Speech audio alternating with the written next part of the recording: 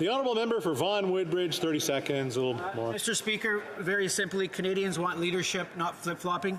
That's the first point I'll make. Whether it's been on the obtaining and procuring of vaccines, we've delivered. Whether it's been on rapid tests, we've delivered.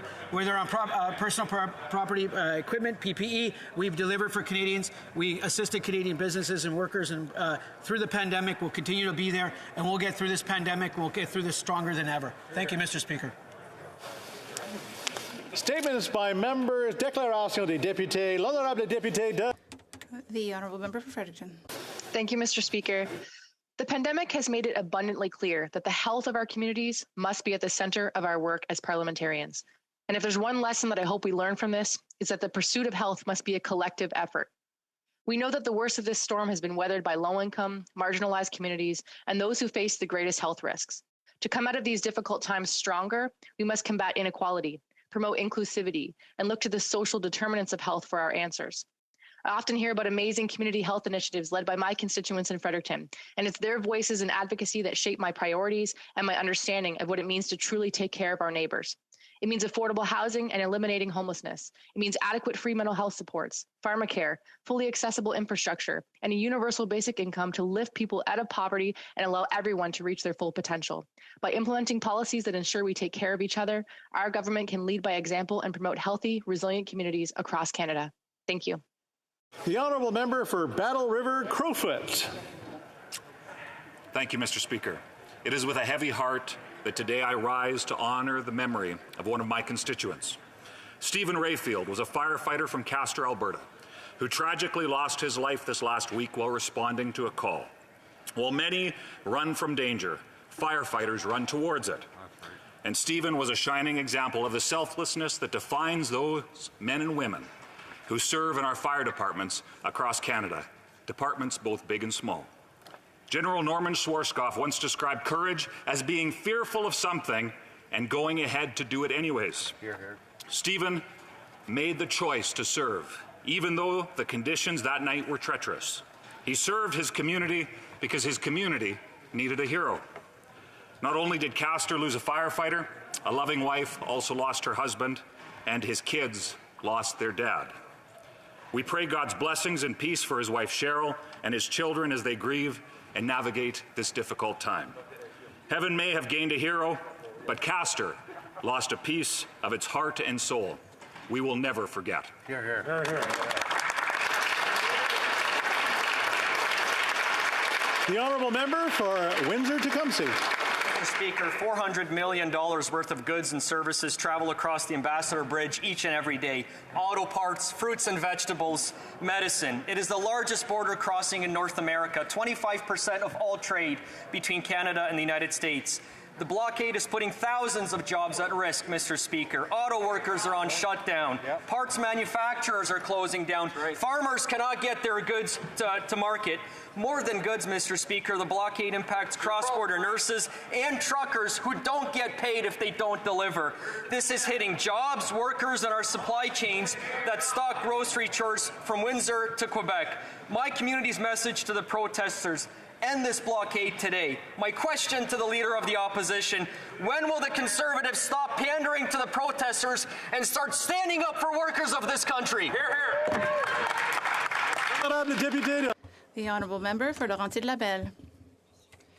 Mr. Speaker, created in 1997 to facilitate the welcoming of Quebec and foreign producers who wanted to film in the region, Film Laurentides, also known as the Bureau du Cinéma et de la Télévision des Laurentides, is now a reference in its industry. The organization is starting the 25th year of its activity, and this achievement will be underlined by a retrospective year of the main points that have helped show the Laurentian region. Film Laurentides generates economic, tourist, and cultural benefits, and they are notable. So let's wish Film Laurentides and its team a long life, and to continue making our region shine and offer artists and technicians a place to work that is worthy of their creations. Thank you, Mr. Speaker. The honourable member for Hochelaga. Thank you, Mr. Speaker. Black History Month is an important time because it makes it possible for us to recognize the diversity of achievements of Black communities throughout the country. I would like to underline the contribution of inspiring Black men and women in Hochelaga and in Montreal. I'm thinking of Dominique Olivier, the first Black woman who is the president of the Executive Committee of the City of Montreal, Yvette Bonny. She's a pediatric at the Maisonneuve-Rosemont Hospital and the first doctor to have done a bone marrow transplant in 1992. Steve Joseph in the Foundation of the Blind in Quebec, also in Smart Lab and on St. Catherine and Hochelaga. They all help the community. And there are many others that I could name. These people of color have broken glass ceilings and contribute daily in the fight against systemic discrimination. Today, they are models of resilience to the entire Black community of Hochelaga and elsewhere in the country. I wish you a wonderful Black History Month. Thank you, Mr. Speaker. Lake Center, Lanigan. Mr. Speaker, Saskatchewan is known as the land of the living sky, and this is especially true for the riding of Moose Jaw Lake Center Lanigan, home of the Royal Canadian Snowbirds. On July 11th, 2021, the Snowbirds celebrated their 50th anniversary of their first public air show. Still fresh in my mind and on our hearts is the tragic loss of Captain Jennifer Casey in 2020 while on the mission to raise the spirits of Canadians enduring this pandemic. Undeterred by this tragic loss, the Snowbirds persevered to complete the mission in honor of their fallen comrade in their 50th year. This iconic team represents true Canadian values. The Snowbirds inspired Canadians who have been isolated and alone. They reached out to those who have been shut out. They lifted up the spirits of Canadians while leaving their own families at home. On behalf of my colleagues here, I salute you, Snowbirds, and I wish you the best in the next 50 years. Hear, hear, hear, hear. The honourable member for Etobicoke Lakeshore. Mr. Speaker, I would like to congratulate Mr. Ralph Kyoto of Etobicoke Lakeshore on his recent appointment to the Order of Canada. Honored for his community engagement and generous philanthropy and for his leadership in the automotive industry. Mr. Kyoto came to Canada as a teenage immigrant from Italy, landing in Halifax at Pier 21. Through hard work and dedication, he became a successful entrepreneur, fulfilling a childhood dream to work with cars. He has done that in spades. He is the president of a top Chrysler dealership in Canada and is CEO of Active Green and Ross Auto Centers.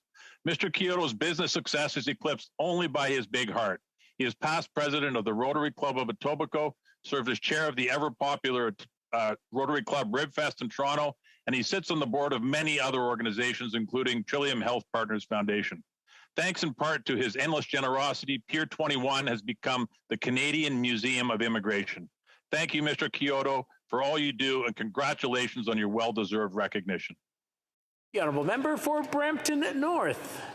As a mother of a young child in the Peel District School Board system, I know how much teachers have stepped up to make sure our children receive a quality education despite the challenges of the pandemic.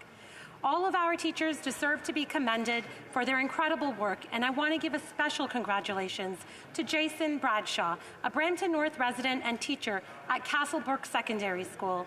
Jason received the 2021 Prime Minister's Award for Teaching Excellence, the highest award a teacher can receive in Canada.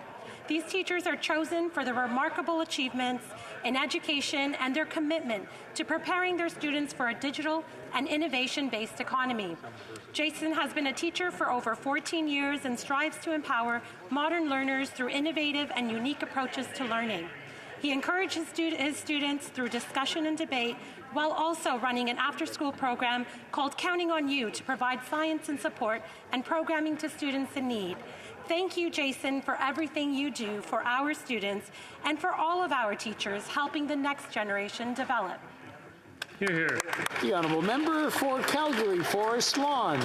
Thank you, Mr. Speaker. Last week, I joined in recognizing the Anishinaabe partnering with the Shamish Culture Centre to provide vaccines to our Northeast Calgary communities. In the spirit of reconciliation, these clinics have been a huge success and have created a unique partnership between the Indigenous and the Sikh communities to serve the community at large. At the heart of these communities is a common goal and values of seva, sharing, and taking care of others.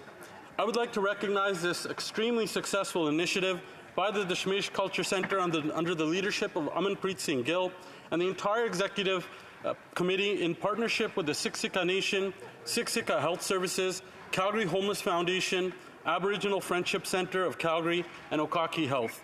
Thank you to all the frontline health workers for all their hard work. We are stronger together, Mr. Speaker. God bless these communities so they may continue serving, and God bless a united, free Canada. Thank you. The honourable member for Milton. Thank you, Mr. Speaker. I rise today with a sense of sadness, but also profound gratitude. Last month, we lost a political giant. Julian Reid, a longtime Liberal MPP and MP for Halton, passed away at Georgetown Hospital on January 6th at the age of 85. With a career in politics that spanned nearly 3 decades, Reid was a larger-than-life personality and a hard-working, dedicated public servant. And while most knew him as a politician, he was much more. He was a salesman, a pig farmer, and he even worked in show business as an actor. Mr. Reid was a pioneer. He was talking about renewable energy, cannabis decriminalization, and greenhouse gas emissions over 20 years ago. His fierce advocacy for environmental protection has certainly been an inspiration to me, and I'll continue to work and honor his legacy by fighting to protect the green spaces here in my riding of Milton. Like my dad, Julian lived with Parkinson's disease. His life and legacy strengthens my resolve to be a better advocate for Canadians fighting Parkinson's disease. Reid is survived by his wife, Deanna, his children, Chris, Rob, and Melanie, his 4 grandchildren, and his brother and my friend, Laurie. Thank you for your service, Julian. Rest in peace. The honourable member for Edmonton Mill Woods. Mr. Speaker, for 2 years, Canadians have been living with COVID-19 restrictions. Restrictions on travel, restrictions on visiting loved ones, restrictions on worshiping, children restricted from playing with other children or taking part in sports and other activities. 2 years of isolation that has inflamed Canada's mental health crisis and hurt our most vulnerable populations. Canadians just want their lives back. The Prime Minister needs to stop using the pandemic to wedge, divide, and stigmatize Canadians for his own political gain. It needs to stop. Conservatives are calling on the Liberal government to follow the evidence, follow the science, and table a plan to quickly end all federal mandates and restrictions. Canadians deserve a plan on how they're going to get their lives back, and it's time that the Prime Minister delivers that plan. The honourable member for Medicine Hat, Carson Warner. Mr. Speaker, what started with a message from truckers has turned into a cry from Canadians from across this country. They've had enough lockdowns and restrictions, enough mandates and job losses, enough of this government's overreach. Canadians want their lives and their freedoms back. Conservatives have heard the message. We will take up that fight and will continue standing up until all the federal mandates and lockdowns have ended. So the time has come for the blockades, like those of my riding at Coots, to come to an end. The Liberals have damaged our lives and our economy enough. Let's not cause further harm. It's time for the Liberals to stop politicizing this pandemic, stop wedging, dividing, and stigmatizing Canadians. Follow the science. Follow the current advice from experts. Follow many other countries in the leadership of some provinces. End the mandates and restrictions. Today, the government has an opportunity to provide a clear plan for reopening our country, as Canadians deserve. The only question is, will the Prime Minister and his government give them one? Thank you. The honourable member for Vimy. Thank you, Mr. Speaker. February is Black History Month, and as a member of Parliament for Vimy, I am fortunate to represent a riding that is committed to racial equality in our community and across Canada. This commitment is on full display this month as the City of Laval hosts a wide variety of activities and events that honor the Black Canadians who have shaped our city. From art exhibits and musical performances to short films and guest speakers, everyone can learn and reflect on the contributions of our Black community throughout our history. I encourage my constituents and the people of Laval to join me in participating in these incredible events, and I look forward to continuing the Black History Month celebrations throughout the month of February. Thank you. Honourable member for Vancouver East. The cost of the TMX jumped from $4.5 billion to $12.6 billion based on cost updates from 2 years ago. In the last 2 years, there's been significant delays in construction because of COVID-19, the forest fires and floods, failed HDD river crossings in the Thompson and Fraser rivers, and numerous environmental law violations. The commercial viability of TMX was on shaky grounds before, and now things could not be worse.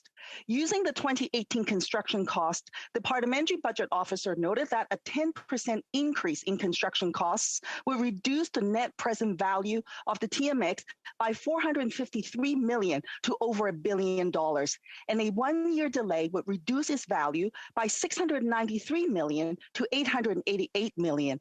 There is no sugarcoating it. The white elephant is staring us in the eye. I'm calling on the Liberals to come clean and provide Canadians an updated cost estimate and schedule. Full transparency and accountability is required for this boondoggle. The Honourable Member for Berthier-Maskinongé.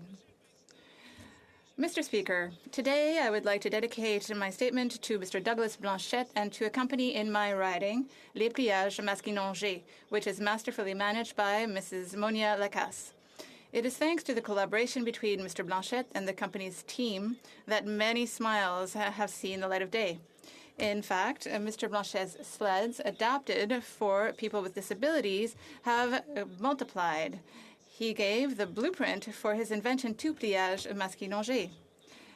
This enabled them to respond to a growing demand from parents who were charmed by the opportunity to make this a winter joy of sledding accessible to their children, both young and old. Moreover, Mrs. Lacasse recycles old skis and old wooden skis, in fact, which gives this initiative an environmental aspect. Thank you to all of those who have been involved in this project for making happiness contagious in this difficult time.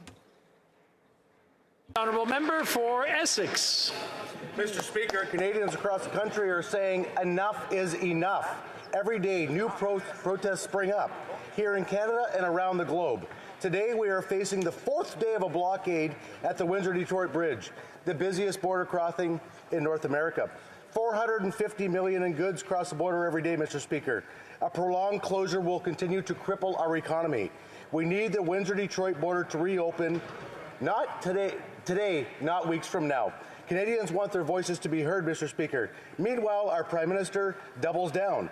Two Liberals are calling him out for his divisive rhetoric and for using the pandemic for political gain. These protests and the consequences fall squarely on the Prime Minister's lap. After 2 weeks of dithering, the solution will not be simple. The Prime Minister must accept to meet with all leaders on Parliament Hill and find solutions to end the COVID mandates, end the blockades of our critical border infrastructure, and restore peace, order, and good government. Why won't the Prime Minister listen? The Honourable Member for London West. Mr. Speaker, this week is International Development Week, a chance for all of us to come together and celebrate our achievements in international development. Today, I'm particularly pleased to draw attention to Nutrition International, an international organization headquartered here in Canada, which this year is celebrating 30 years of making a difference for millions of people living in vulnerable situations. Nutrition is the difference between attending school and learning. It is the difference between fighting a disease and surviving it. It is the difference between giving birth and giving life. Every day, Nutrition International works hard to create this difference and to bring improved nutrition to people of the world who need it most. Thanks to the investments from Canada and other generous donors, Nutrition International reaches millions of people each year, more than 60 countries. Canada's contribution to Nutrition International world-class vitamin A program alone has helped save 5 million children's lives worldwide. As Canada seeks to advance its commitment to champion gender-sensitive nutrition initiatives to support the most vulnerable, particularly women and girls, I hope that my colleagues, both in government and across the aisle, will continue to support organizations like Nutrition International in their fight to give people fuller, healthier, and better lives. Thank you, Mr. Speaker. oral questions. Question orale, the Honourable Leader of the Opposition.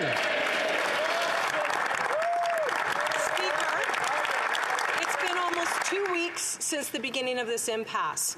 We all want the protests to end and these Canadians to feel like they've been heard and respected. But now critical infrastructure is being restricted. Why? Because of this Prime Minister's failure. I've asked the Prime Minister to meet with me and the other opposition leaders in good faith to try to find a way forward from this impasse. He didn't answer yesterday. He hasn't answered to date. I'm going to ask him again. Will he meet with us? Right Honourable Prime Minister. Mr. Speaker, the Conservative Party of Canada has spent the last 2 weeks endorsing and enabling these blockades across the country. The leader of the Conservative Party and her team have been their biggest champions, even promoting their fundraising. The consequences of these actions are having dire impacts. They're impacting trade, they're hurting jobs, they're threatening our economy, and they're obstructing our communities. I am focused on ending it. I hope the Leader of the Opposition will maintain her current position and continue to call for an end to these blockades. The Honourable Leader of the Opposition. Continues to blame others for things that he's responsible for. Today, he actually has a chance to do something for Canadians. We have a motion before this House that would tell the government to let Canadians know when they are going to end these restrictions. 2 years into this pandemic, and given the current circumstances, it's not an unreasonable request. Canadians deserve a Prime Minister who's willing to follow science and lift the restrictions. Even his own Liberal MPs agree with us. So a simple question for the Prime Minister. Will he and his fellow Liberal members of Parliament support our motion that is on the floor today? Right Honourable Prime Minister. Speaker, everyone in this country is sick and tired of lockdowns and, quite frankly, of COVID-19. But Canadians also know that the way through this pandemic is by listening to science, is by following public health advice, and indeed by getting vaccinated. That is what we have been focused on from the very beginning, and that's why we're continuing to encourage Canadians to please get vaccinated. About 61,000 Canadians got their first dose just last week. We need more people to continue to step up, get vaccinated, get their kids vaccinated, get the booster shot. That's how we stay safe. That's how we support our frontline health workers. The Leader of the Opposition. So I have a question for the Prime Minister, because he's talking about vaccinations. We all support vaccines, and 90%, as he has said, 90% of Canadians have been vaccinated. Yep. Is he suggesting that unless 100% of Canadians are vaccinated, he's not even going to consider opening up and lifting restrictions? Yeah. Is that what he's trying to tell us? 90% is good for us, and I would say other countries in the world who have less vaccine uptake. Is he saying he's not going to do anything until 100% of Canadians are vaccinated? Really? The Right Honourable Prime Minister. Speaker, not only are Canadians tired of this pandemic, of the challenges we're facing, but they are also, of course, tired of the restrictions, tired of the rules, tired of the lockdowns. That is understandable. But you know what helps lift restrictions? Do you know what helps move beyond lockdowns? Vaccinations. When Canadians get vaccinated, including with our vaccine mandates that ensure the federal public service and anyone getting on planes or trains are vaccinated, that has helped move forward, keep Canadians safe, and most importantly, to keep our frontline health workers who've been heroes during this pandemic from being overwhelmed. The Honourable Member for Mégantic-L'Érable. Mr. Speaker, I didn't hear an answer from the Prime Minister. Canada has one of the highest vaccination rates in the world. Over 90% are vaccinated, as the Prime Minister has said himself. Does the Prime Minister expect 100% of Canadians to be vaccinated to start to think about presenting a reopening plan for our economy and for ending extreme measures? The question is clear. Is that the Prime Minister's objective, to wait for 100% of Canadians to be vaccinated to start giving people hope again? Yes or no? The Right Honourable Prime Minister. Mr. Speaker, the Conservative Party of Canada has spent the past 2 weeks approving and encouraging these protests across Canada. The Conservatives were their biggest spokespeople. They even helped to fundraise for these blockades, and this has had a disastrous impact. Our jobs, our businesses, blockades in communities have hurt families, and I hope that the Conservative Party will continue with their current position today and continue to call for an end to these blockades. The Honourable Member for Mégantic-L'Érable. Thank you, Mr. Speaker, and I hope that the Prime Minister won't hide away once again like he did for the past 2 weeks, and he will be present so that he can speak and listen and make sure that we can end these protests. We want these to end. We want the end of these protests to end, but we want him to commit to presenting a plan to Canadians. We want this Prime Minister make sure that all levels of government here in Canada present a reopening plan to the population. How come he is still refusing to listen to Canadians and to present a plan and to give Canadians a bit of hope? The Right Honourable Prime Minister. Mr. Speaker, I'm very happy to hear the Honourable Member to condemn and calling for an end of the blockades today in this House, and I hope he will be able to convince his colleagues at the Conservative Party as well to stop supporting and encouraging these blockades and these protesters that are hurting businesses, jobs, and supply chains, and they're also hurting Canadians who live in these communities across the country. These blockades have to end. The Conservative Party has to be clear on that. The Honourable Member for Belleuil-Chambly. Thank you, Mr. Speaker. I asked the Prime Minister for a meeting. The Leader of the official opposition asked the party leaders to meet. Given the troubling developments in Ottawa and across Canada right now, there are significant economic impacts and impacts for our public health and also growing public security issues. Can the Prime Minister call the party leaders together to a meeting, an emergency meeting? The Right Honourable Prime Minister. Inaudible for the interpreter. I am in close contact with our partners at various levels of government.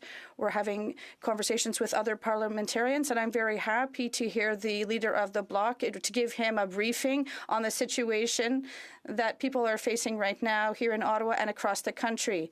We are going to continue to remain focused on the end of these blockades and on the work we have to do to protect our economy and to support our communities across the country.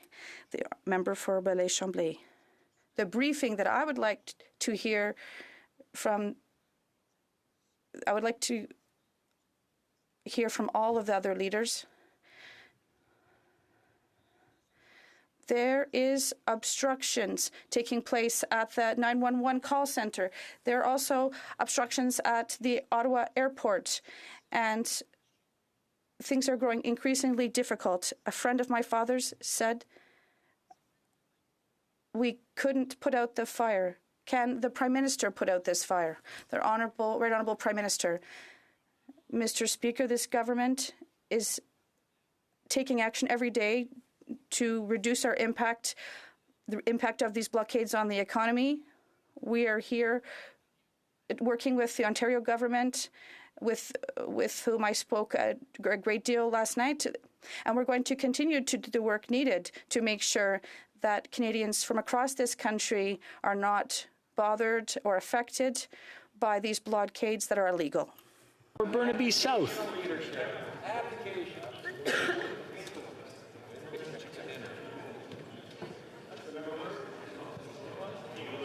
Mr. Speaker, we're in the second week of the siege in Ottawa.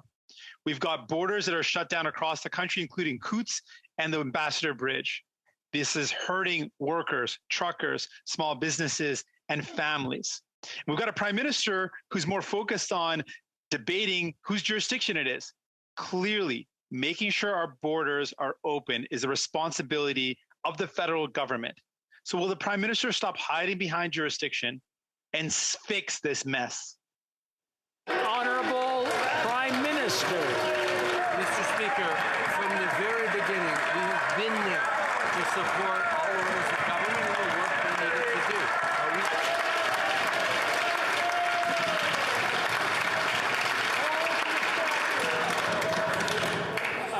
I'd like the Prime Minister to start over. They were applauding so much for his answer, I mean, they couldn't hear it. The Right Honourable Prime Minister, please go ahead. Mr. Speaker, from the very beginning of this crisis around blockades in Ottawa and elsewhere, we've been working closely with partners on the ground. We've been furnishing resources. We've been furnishing RCMP officers. We've been furnishing tactical supports as we move forward through this. We understand how important it is to put an end to these barricades. We understand how important it is for people to get their lives back, to be able to get their livelihoods back. That's why we're calling upon the Conservative Party that has for the past 2 weeks been enabling, supporting, and cheering on these blockades to stay consistent in saying that they have to end, that we have to get our lives back, all of us as Canadians. Hear, hear. The Honourable Member for Burnaby South. This is the second week of the siege in Ottawa, and we have borders across the country that are blocked by these convoy protests. Instead of solving issues that are affecting all workers, Canadians, and truckers, we have a Prime Minister that wants to debate jurisdiction. It's clear there's no debate here. There's federal work to be done to make sure that our borders are working. So, will the Prime Minister stop debating jurisdiction and solve this issue? The Right Honourable Prime Minister. Mr. Speaker, since the beginning of this crisis, we've worked hand in hand with various jurisdictions by offering the necessary resources, whether it's in terms of RCMP officers or technical supports. We're going to continue to respect jurisdiction, but to be there at every stage to do everything that's needed to end these blockades. Unfortunately, we can't say the same thing for the Conservatives. Over the past 2 weeks, they have been encouraging and applauding these blockades and even making calls for funding for them. It is time for this to end because it's hurting Canadians. Member for Calgary-Midnapore. Mr. Speaker, this Liberal government continues to use vaccines as a political weapon rather than a tool. Unlike other governments, they can't seem to figure out how to move forward. We don't need more job vacancies or supply chain issues. Canada and Canadians need to get back to normal. Instead of creating new vaccine mandates for federally regulated workplaces, will this minister listen to the science and his MPs and move towards lifting these mandates? The Honourable Minister of Health. Thank you, Mr. Speaker. I'm so pleased to answer to this question speaking about vaccination. The Prime Minister mentioned just a moment ago that 80% of Canadians of all ages have received their full doses. Now, about 10,000 every day more Canadians are getting their first vaccine. 55% have received a booster dose. Every day, 180,000 people in Canada receive a booster dose. And we have approximately 50% of children between 5 and 11 being vaccinated. About 6,000 of them every day receive their first dose. Before we go to the next question, I just want to remind all the members that if they're not speaking and they're in their seat, please wear your masks. It's the rules of the House. And for those of them who can't hear me, do I have to say it again? So some people, there we go. I think we have attention. Good. The Honourable Member for Calgary-Midnapore. Monsieur le Président. Mr. Speaker, 98% of federal employees have received at least one dose of the vaccine. Even PHAC has confirmed that it's time to reevaluate existing measures and not blindly keep current restrictions. Does the minister agree with the recommendation from Dr. Cam, or does he prefer to ignore science? The Honourable Minister of Health. Thank you, Mr. Speaker. She is so right for congratulating 98% of the public service that is vaccinated. Vaccination, Mr. Speaker, is not a punishment. It is protection. So when you get vaccinated, you're protecting yourself, your work colleagues, your family, your children, your community, your friends. It's not a punishment, Mr. Speaker. In fact, the only way to get through this current wave and all the other variants and in the coming years and weeks, that's the only way. No. Mr. Speaker, Canadians have been misled. Our travel restrictions are not symmetrical with the United States. Our requirements for an arrival PCR test is the only one in the G7, and the minister knows that. PCR arrivals testing is wasteful, it's punitive, and it's ineffective. Canadians want to know, what day will this government drop these ineffective and costly travel restrictions? The Honourable Minister of Transport. Mr. Speaker, speaking of science, I want to remind every member of this House that we are still in a pandemic. We still have thousands of people in hospitals. We still have thousands of surgeries being cancelled. So we will follow the science, Mr. Speaker, and as conditions change, we will change our regulations and we will change our rules. But we cannot take advice from a Conservative Party that hasn't even been able to convince Canadians of vaccination. We will take advice from scientists and from our public health workers. Well, member for Thornhill. Mr. Speaker, can somebody update the minister's talking points? Across the country, provincial governments are listening and they are presenting plans. So the Chief Public Health Officer of Canada, as well as provincial health officers, have all said it's time. 90% of Canadians are vaccinated, so I'm asking the Prime Minister when he will stop traumatizing Canadians and give us a plan to live our lives with COVID. What is the threshold? What day will he lift the restrictions? The Honourable Minister. Again, Mr. Speaker, I want to bring my colleague back to earth.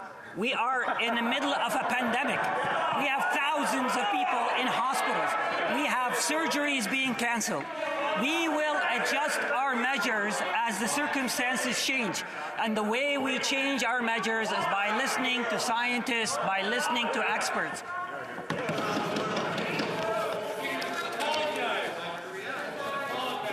I'm sorry, I'm having a hard time hearing the response. The noise is just too high. So I'm going to ask the Minister to start again so I can hear the full answer. The Honourable Minister of Transport, please. Mr. Speaker, Canadians understand that we all need to follow science to protect our loved ones and to protect our healthcare workers. Canadians will do whatever it takes to protect their loved one. I can assure you, Mr. Speaker, our government will do what is needed to protect our health and to protect our economy. Thank you, Mr. Speaker. Good job. The Honourable Member for Essex. Mr. Speaker, diapers, baby food, groceries, fresh produce, manufacturing, and our auto sector are at risk. The Essex winter border brings the necessities of life to Canadians. It can also bring our country to its knees, Mr. Speaker. We must have open, honest dialogue with Canadians. My bags are packed. Will the Prime Minister commit right now to fly with me to Windsor and then to Washington to give Canadians their lives back by ending the mandates once and for all? Honourable Minister of Transport. Speaker, speaking of honest dialogue, can we be honest here where the Conservative Party for the last 2 weeks have been justifying blockades and protests, for the last 2 weeks have been absolving the responsibility of lawbreakers and cutting our supply chains. Mr. Speaker, we will stand firm. These blockades are illegal. They must end today. They're having an impact on our economy. Thank you, Mr. Speaker. The Honourable Member for Lambton, Kent, Middlesex. Speaker, traffic over the Blue Water Bridge, which is a direct link to my riding of Lambton, Kent, Middlesex, is backed up because this Liberal government won't lift the mandates.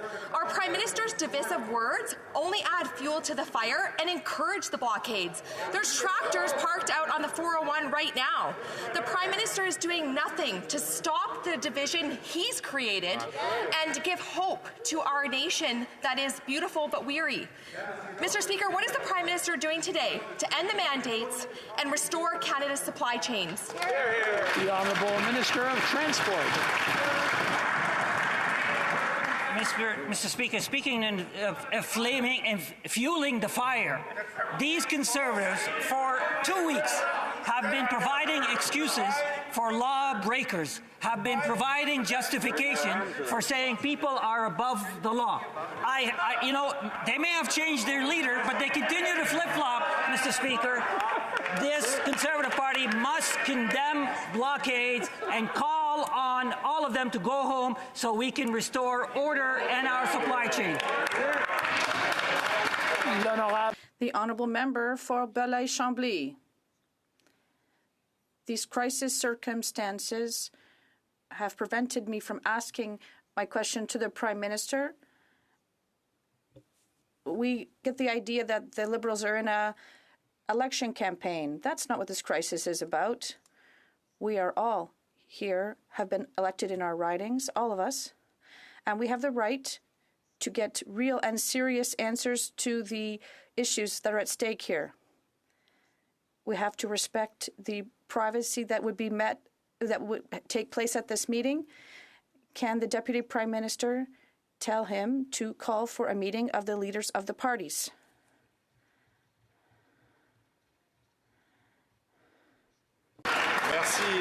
Thank you very much, Mr. Speaker. I am here and I am absolutely ready to speak with all of the other parties. We have discussions every day about the situation right now, and we're going to work and try to work with every party. But I must say clearly that the Conservative Party is out with the protesters, that this is not legal. It's time to stop this right now, totally. We have to work together to end these protests outside now. The Honourable Member for Belleuil-Chambly. Mr. Speaker, we have to work together. The last time I checked, the leader wasn't the Prime Minister. The Prime Minister has to take his responsibilities. Has he started to wonder? Now things are going to get fun. What will he tell us Monday after the third weekend of siege and blockades and traffic issues and airports? Has he started to wonder what he's going to say, or is he still having, there's too much fun? The Honourable Government House Leader.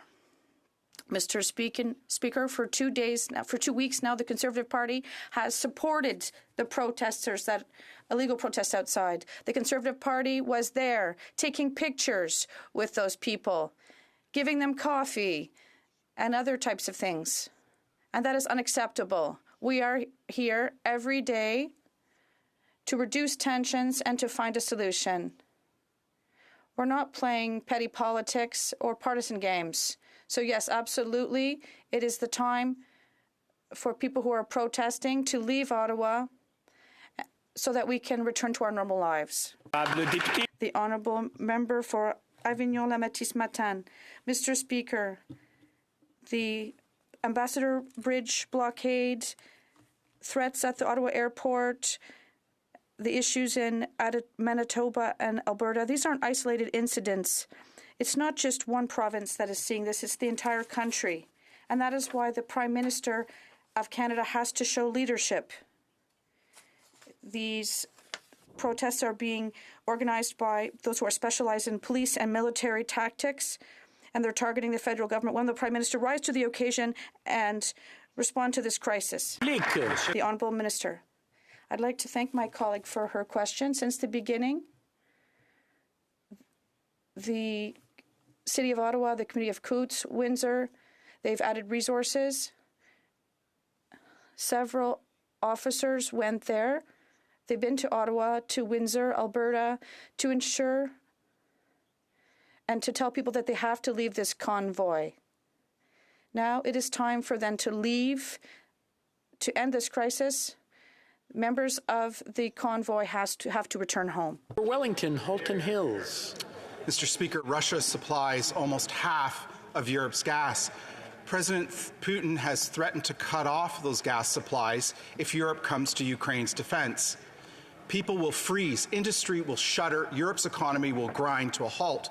President Biden has been rallying natural gas-producing countries around the world to secure additional supplies in the event that happens. Can the government explain to this House why Canada, the world's 5th largest natural gas producer, cannot export liquefied natural gas from our east coast to assist our European allies. Honourable Minister.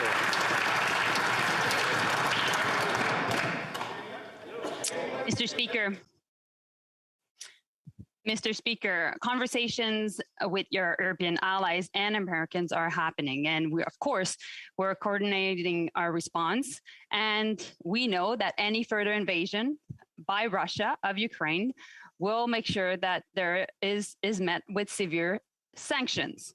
And we will always find a way to help our allies. My colleague, Minister of Natural Resources, and myself, and many other cabinet ministers are involved in this question. Thank you. The honourable member for Selkirk Interlake Eastman.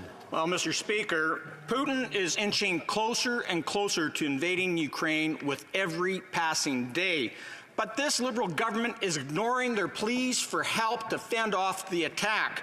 Ukraine doesn't need our binoculars, it needs our radar-sat images. Yes. You know, what good was it to send scopes for rifles without actually sending them the rifles to put the scopes on? Yes. So I ask, why is the Foreign Affairs Minister abandoning our friends and allies in Ukraine and saying, no, you're on your own? Yeah. Honourable Minister.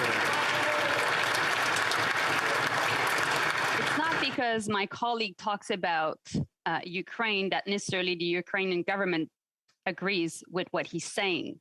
I think he should look at what President Zelensky, president of Ukraine, foreign minister of Ukraine, Dmytro Kuleba, mentioned and said thank you to Canada for deterrence measures, including a $120 million loan and also expanding Operation Unifier. On our side, on the diplomatic side, we're actively engaged, and we will make sure that all deterrence measures are in place to make sure that there's no further invasion of Ukraine. The honourable member for Charleswood, St. James, Assiniboia, Headingley. Mr. Speaker, in a disturbing development, last week, Vladimir Putin and Xi Jinping met and jointly called on NATO to rule out expansion in Eastern Europe, denounced the new security formation in the Asia-Pacific region, and criticized the AUKUS Trilateral Pact, all three fundamental to the rules-based international order. Given Russia's aggressive posture on Ukraine and Xi's on Taiwan, can the minister advise on what date specific sanctions will be used to combat this new and very, very troubling alliance? The Honourable Minister. My colleague for this important question, because we both agree that it's extremely important that strong economic sanctions be imposed should there be a further invasion of Ukraine. And so I wanted to make sure that he understands that we're ready to impose these sanctions. And meanwhile, we're working in lockstep with our allies to make sure that we have a maximum impact with obviously the United States, the UK, but also with our EU partners. For North Island Powell River. Mr. Speaker, many seniors have been struggling as a part of the working poor for their whole lives. Bill C-12 proves that the Liberals made a colossal mistake with the GIS clawback. And still, these seniors are being told that they have to wait till May for help to come. We are hearing heartbreaking stories about seniors with only $70 left a month to cover food and medication. This while the cost of living skyrockets. Will the Minister of Seniors please explain to seniors who are receiving and living on $2.30 a day why they don't deserve an advance payment? Minister. Mr. Speaker, as my colleague very well knows, we've been there to support seniors, particularly those vulnerable seniors during this pandemic. And as announced in the financial and fiscal update, we will be delivering a one-time payment to fully compensate those affected in 2020. And this week, we introduced Bill C-12 to exclude any pandemic benefits for the purposes of calculating their GIS going forward. Mr. Speaker, I hope we can all get behind this and quickly pass this bill to prevent any future reduction in GIS for low-income vulnerable seniors who took these benefits. I think we can all get behind this. Thank you, Mr. Speaker. Member for Edmonton Strathcona. Over the past 2 years, Canadians have relied on the news more than ever for updates, health guidance, and accurate information. But now members of the media are being targeted by convoys, experiencing harassment and even death threats while they work hard to keep Canadians informed. Meanwhile, the Prime Minister has been practically silent. Yesterday, CTV Edmonton said that they will no longer display logos on their vehicles in order to protect their staff. What is the government doing to protect members of the media who are so vital to Canadians and to our democracy?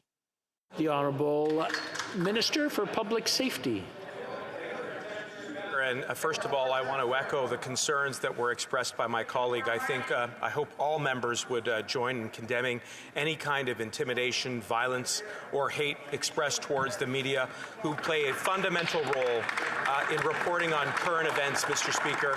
And, right now, Mr. Speaker, it is important more than ever to ensure that the Canadian public are informed about the ways in which we are going to get out of this pandemic, which means peacefully, respectfully, and by getting vaccinated, Mr. Speaker. And I just hope that the Conservatives would finally join us in asking the members of the convoy to go home. Thank you, Mr. Speaker.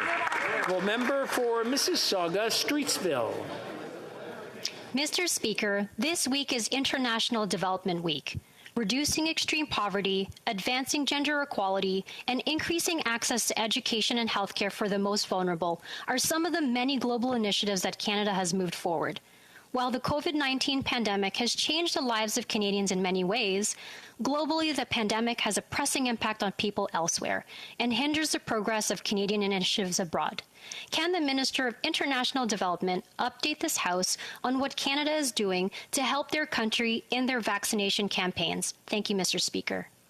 Well, Minister. Mr. Speaker, I'd like to thank the member from Mississauga Streetville for this very important question. On this International Development Week, we must recognize that the COVID-19 pandemic has impacted the most vulnerable and low-income countries. This is why our government committed 200 million doses, and approximately 100 million doses have already been made available. Our contributions have supported the vaccination campaigns in Rwanda, Bangladesh, Guatemala, Nigeria, and many other countries. We will continue to ensure that vaccine and treatments reach the most vulnerable. Thank you, Mr. Speaker. Well, member for Battle River, Crowfoot. Mr. Speaker, the Liberals are on a campaign against farmers. And recently, they have said they may mandate a reduction in nitrogen fertilizer use by 30%. Shameful. A decision that would inflate food prices, decrease production, break farmers' bottom lines, and put tremendous pressure on supply chains. This proposed mandate is an arbitrary number from a government that is out of touch not only with farmers, but reality. Will the Liberal government today reverse course and scrap this illogical, unscientific, and out-of-touch mandate? The Honourable Minister of Agriculture. Thank you, Mr. Speaker. If there's something you can tell us is that we are in touch with we're not in touch with farmers. I spend my whole days, week and weekends talking to farmers. And I can assure you, Mr. Speaker, that farmers are on board. Farmers care for the environment. Farmers care for their land. Farmers care for the water. And they are on board for sustainable agriculture because they know this is the right thing to do for them, for the environment, and for their consumers. Thank you. Well, member for Lakeland Stubbs. Lakeland. I'm sorry. Fertilizer use. Last year, I asked for evidence and about the impact on production. Well, it turns out their own departments haven't even done the research. They just speculated on the potential for optimizing fertilizer use. Well, Fertilizer Canada has the brutal facts. $10.4 billion in losses in canola, corn, and spring wheat alone, and farmers are hit with an ever-rising carbon tax. So from this farmer to that minister, why is the minister stopping crop growth and hurting Canadians who put food on all of our tables?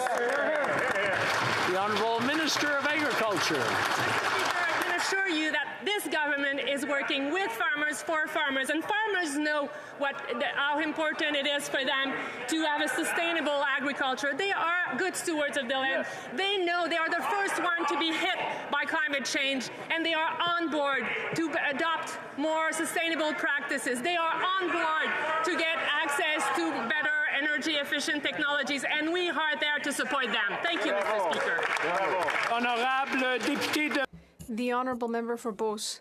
Mr. Speaker, The labor shortage in the agricultural sector is causing great harms to producers and processors. In my riding, OIMEL has a shortage of more than 200 employees. More than 1 million pigs will not be slaughtered in Ontario and Quebec this year.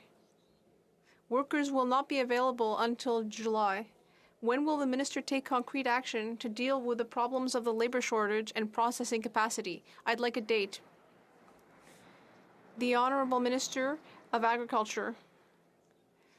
Thank you, Mr. Speaker. I'd like to assure my colleague that we are very aware of the importance and impact of the labor shortage we are facing right now, especially in the food processing industry. I would like to assure my colleague that I work working closely with the Ministers of Employment and Immigration to improve our programs in order to bring in temporary foreign workers, and I am constantly collaborating with the sector to do so as soon as possible. South Shore St. Margaret's. This government is still clawing back COVID benefits from fishermen. The Minister of Fisheries told me it's not her fault. Talk to the Minister of Revenue. The Minister of Revenue's office said, not our problem. Talk to the Minister of Employment. The Minister of Employment's office said, not me.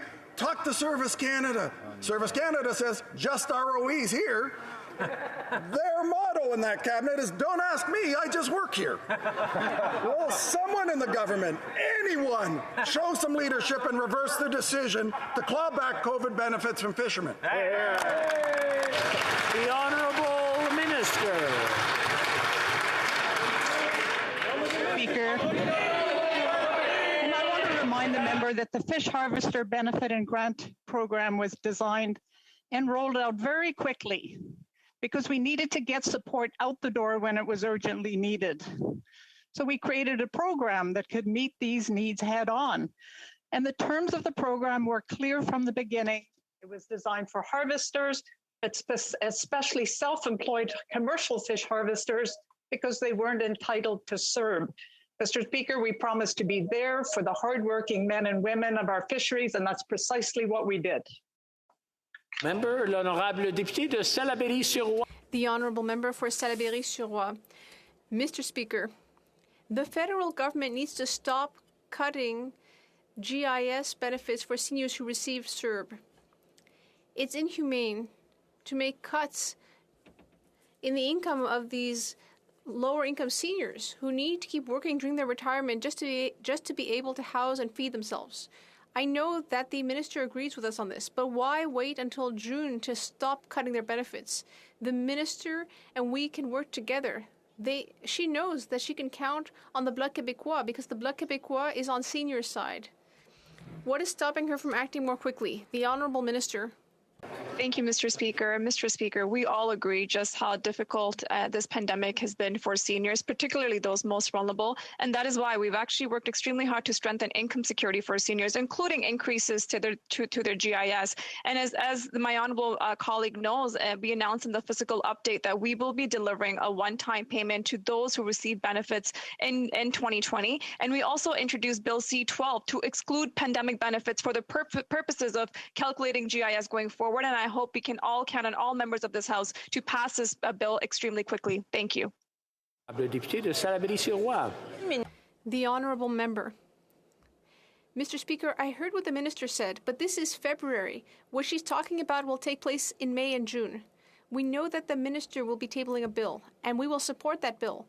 But we want her to stop cutting GIS for senior workers. We want her to do that now, today. We've been waiting for it for 8 months. The problem is that she is still, meaning that these people will have to go through months of horrible deprivation. They have to wait until May to be compensated, and they need to wait till June to see the cuts stop. Mr. Speaker, the Minister has the full support of the Bloc Québécois. Why doesn't she take advantage of that to create a more effective solution sooner?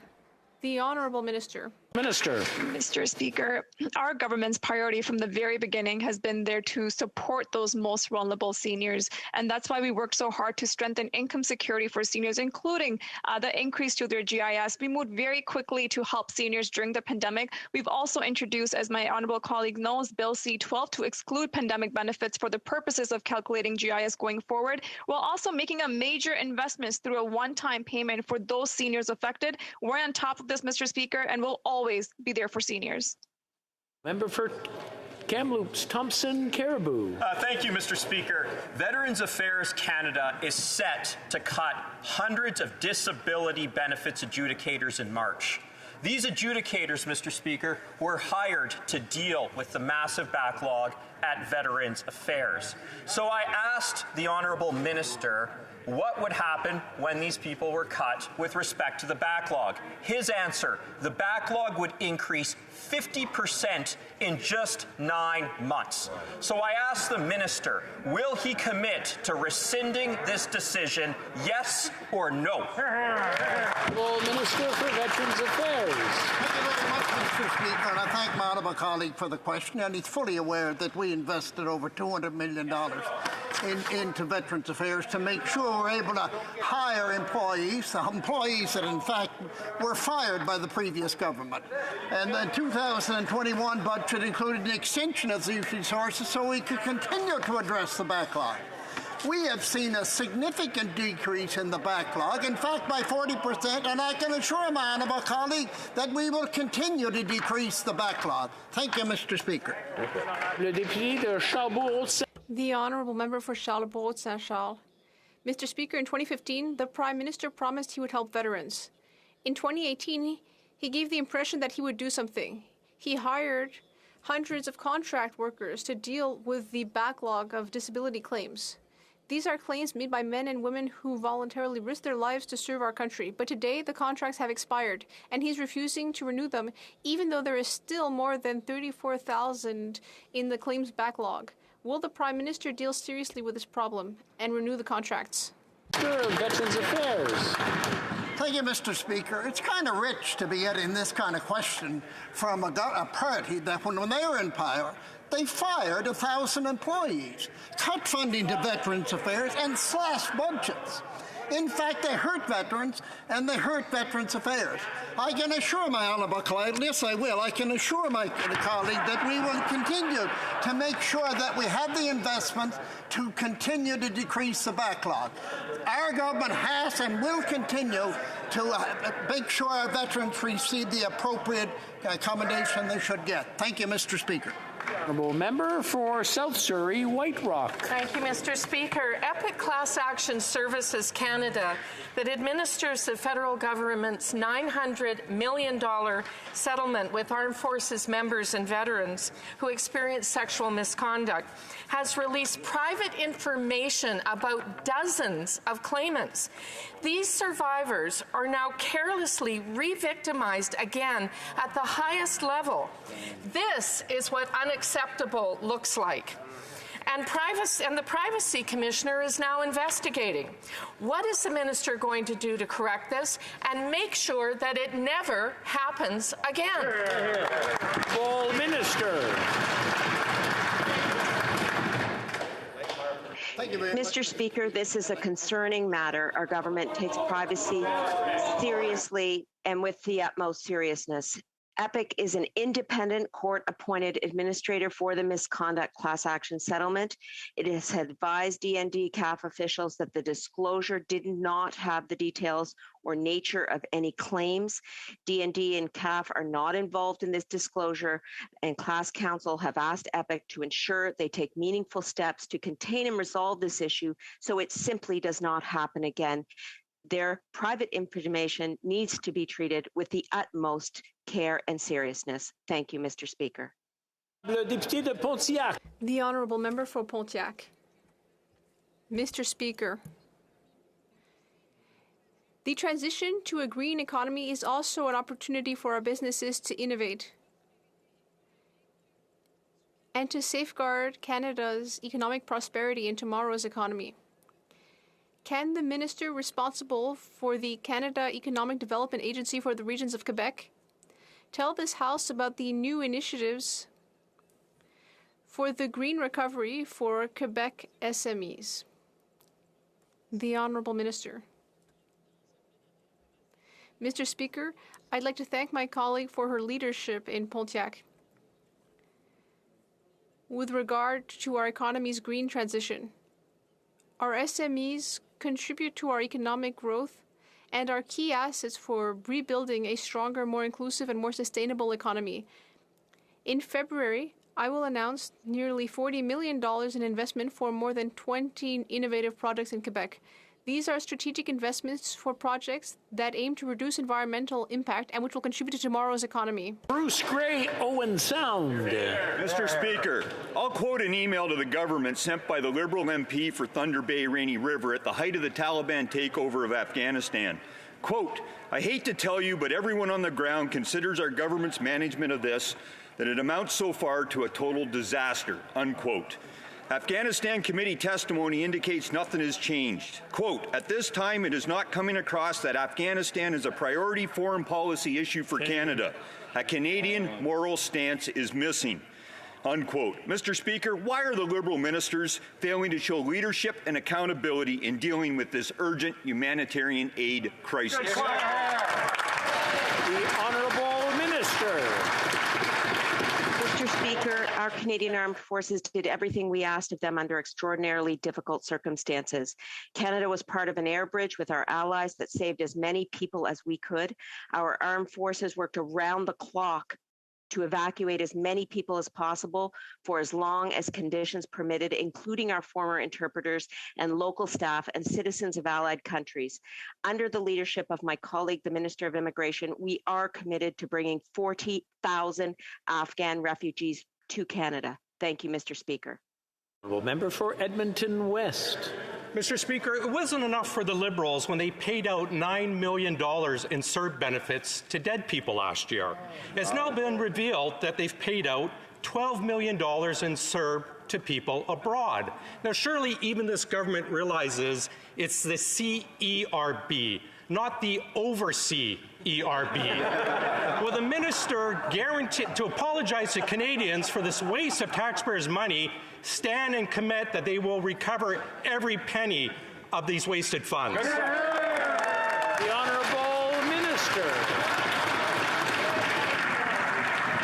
Mr. Speaker, what we won't apologize for, in fact, we're extremely proud of, is having helped over 8 million Canadians who received the CERB when they needed it most at the beginning of this pandemic. Absolutely, Mr. Speaker, verifications are ongoing to identify individuals who received the CERB but may not be eligible, and claimants who are found to have received the benefit improperly will be required to reimburse the payment. Thank you. The Honourable Member for Lévis-Lobinière. Mr. Speaker, official House documents report that 1,610 people received CERB at addresses abroad, outside Canada. This was supposed to be a Canadian emergency benefit, not an international emergency benefit. No one inside this government did something to avoid losing these $11.9 million. This is yet another scandal. Mr. Speaker, is there a vaccine against Liberal incompetence? L'Honorable Ministre.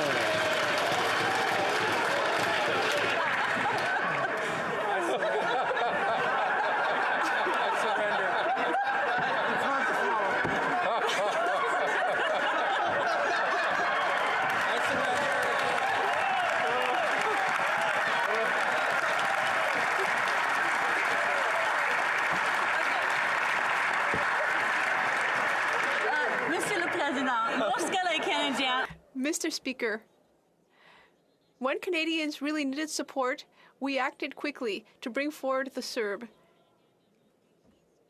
Now, the CERB does require that the person reside in Canada, but occasionally it has occurred that beneficiaries worked in Canada while having a postal address abroad. For example, people working in Canada under the Temporary Foreign Workers Program, or people with permanent residency. Now, if people in this situation had met all the other requirements, they could receive the benefit. Mr. Speaker, we know the Ottawa blockade isn't about truckers. 90% of truckers are vaccinated, and they continue to play a vital role in keeping our economy running. Despite that, for the second week in a row, the residents of Ottawa have been forced to put up with unacceptable occupation, keeping local businesses closed and residents from being able to live their normal lives. Can the Minister of Public Safety provide an update to this House on the support our government is providing to help get life for the residents of Ontario back to normal. Thank you. Well, Minister. I want to thank my colleague for the question, Mr. Speaker, and I hope all members will express solidarity with the people of Ottawa who've experienced grave disruption. People can't get to work, families can't drop off their kids to daycare, seniors can't get around. It's absolutely unacceptable, Mr. Speaker. That's why the government has worked to ensure that police have all of the resources that they need, and I'm pleased to report to members in this chamber that we've now provided 2 installments of additional resources of the RCMP. Mr. Speaker, our top priority on this side of the House is to ensure that the illegal blockades end, that we uphold the law, and that we ensure that people can get back to their lives, and I hope the Conservatives will join us in that. Thanks very much. Member for Churchill, Kiwatnukaski. Mr. Speaker, Canada has lost $1.1 trillion in tax revenue in the last 20 years because of steady corporate tax cuts and flagrant tax evasion. This didn't just happen. Billionaires are laughing all the way to the bank thanks to their Liberal and Conservative friends. All the while, Canadians are left with skyrocketing costs, crippling student debt, and a growing housing crisis. When will this Liberal government stand up for Canadians and fix the rigged system designed by billionaires for billionaires and force them to pay their taxes? Honourable Deputy Prime Minister. Mr. Speaker, our government absolutely understands that everyone in Canada has to pay their fair share. Our tax base is what allows our government to provide essential programs like the early learning and childcare system that our government is delivering. And our government is absolutely committed to being tough on tax fraud. And I'd like to remind the member opposite that when we first formed government, we raised taxes on those at the very top and cut taxes on the middle class. The honourable member for Kitchener Centre. Mr. Speaker, earlier today I introduced a petition with almost 18,000 signatories, Canadians from every corner of the country calling on the government to fast-track the Canada Disability Benefit and lift up almost 1.5 million Canadians with disabilities out of poverty. It's now been almost 2 months since the Prime Minister last commented on this critical support. Can the Minister for Employment, Workplace Development and Disability Inclusion share when the governing party intends on reintroducing this legislation and commit to ensuring Canadians with disabilities are included every step of the way? Honourable Minister. Well, I thank the honourable colleague for his question and for his ongoing commitment to raise hundreds of thousands of Canadians living below the poverty line who are working-age Canadians with disabilities. I thank him also for working with members in all parties in this House and indeed the other House to secure and build common ground around the introduction of the Canada Disability Benefit legislation. We're working hard on this, Mr. Speaker. It was a platform commitment, it's a mandate commitment, and we will deliver. Thank you. I'm afraid that's all the time we have for today for question period. C'est tout le temps que nous avons. Nous avons un rappel au règlement. We have a call to order. Edmonton Strathcona. Speaker, there have been discussions, and I hope that if you seek it, you'll find unanimous consent for the following motion. That in the opinion of the House, the government should do more to address global vaccine equity by sharing resources, doses, and knowledge by taking the following actions. A, announcing its full support for a temporary waiver of the Agreement on Trade-Related Aspects of Intellectual Property Rights, the TRIPS Agreement, in relation to products and technologies related to the prevention, treatment, or containment of COVID-19 as proposed by India and South Africa to the World Trade Organization. B, facilitating the transfer of technology to manufacture COVID-19 vaccines around the world, including financial support for regional hubs such as the South Africa Technology Transfer Hub. C, following through on its own claims of the effectiveness of Canada's Access to Medicines regime, CAMR, by taking the necessary steps of adding COVID-19 vaccines and drugs to Schedule 1 of the Patent Act. D, donating at least 200 million doses of vaccine as promised to vulnerable populations around the world through COVAX by the end of 2022, through predictable and scheduled donations where timelines and quantities are transparently available to recipient countries and the public. E, increasing assistance with cold chain logistics and supplies to low-income countries receiving vaccines. F, delivering at least an additional $1.1 billion as a net addition to the international assistance envelope and existing departmental resources to address global vaccine equity in budget 2022, including $780 million to ACT Accelerator partners to purchase vaccines, tests, treatments, personal protective equipment, and oxygen in developing countries, and I'm afraid I'm going to have to cut the honourable member off. I'm getting a lot of nays. I think we've gone far enough. They've got a gist of what it is. So I'm going to take that as I can ask the question. All those opposed to the honourable member moving the motion will please say nay. Nay, agreed. Okay, I'm sorry. We have another point of order. I'll keep this. L'honorable député de The honourable member for Longueuil-Charlemagne.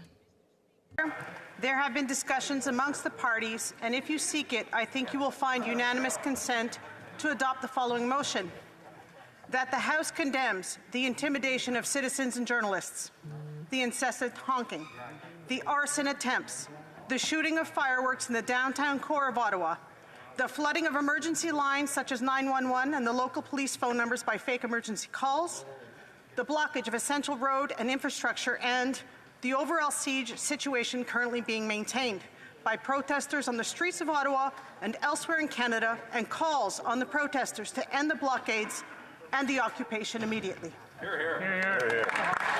All those opposed to the honourable member moving the motion will please say nay. Nay. No, we don't have unanimous consent.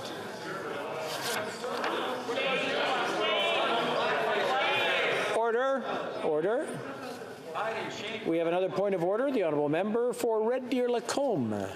Thank you, Mr. Speaker. There's been discussions amongst the parties, and I think if you seek it, you will find unanimous consent for the following motion: that in the opinion of the House, those who question existing government policies should not be demonized by their Prime Minister and used to wedge, to divide, and stigmatize Canadians, and that the Prime Minister should listen to the member for Louis Hebert, who said it was time we stopped dividing people, pitting people against each other.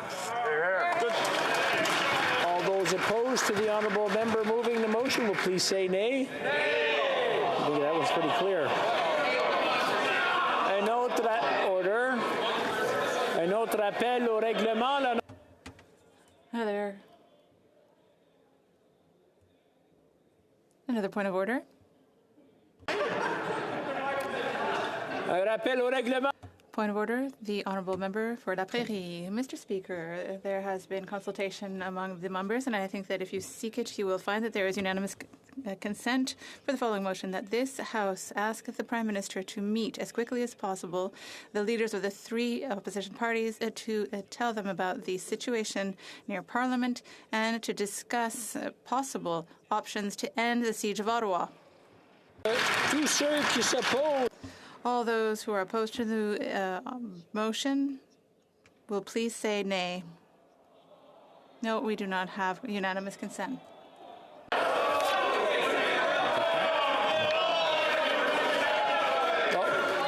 We have a point of order. Point of order. We have 2 points of order. The honourable member for Kingston and the Islands. Mr. Speaker, the Prime Minister said in an answer today that those briefings would be available. I'm not sure why the Bloc would bring forward this motion. If you didn't hear that, I can repeat. Please do. The Prime Minister said in an answer to a question today that those briefings would be available. I'm not sure why the Bloc felt the need to bring forward this HoC motion. Into debate. And the honourable member for Barrie Innisfil is rising on a point of order as well. Thursday question, Mr. Speaker. Yep. No, I think we'll do that one after the vote. You're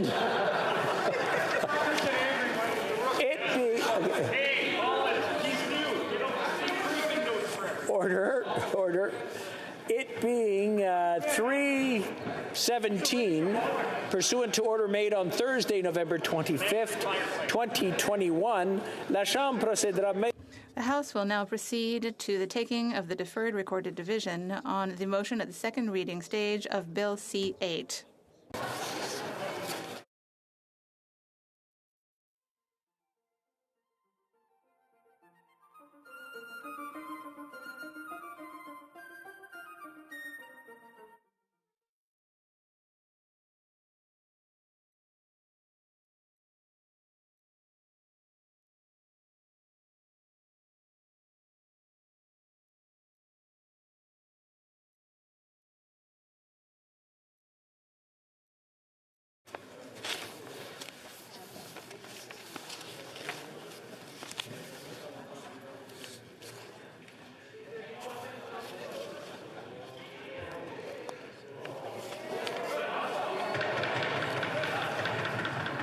La question. The question is the following one.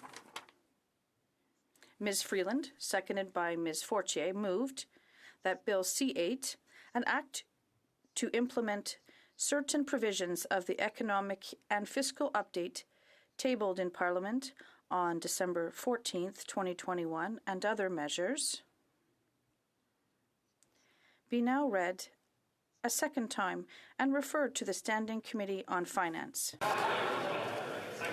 The 10-minute period for members voting electronically has started, and the House will now proceed to the vote for members participating in person. All those in favor of the motion will please rise. I'm in favor. Mr. Holland. Mr. Holland.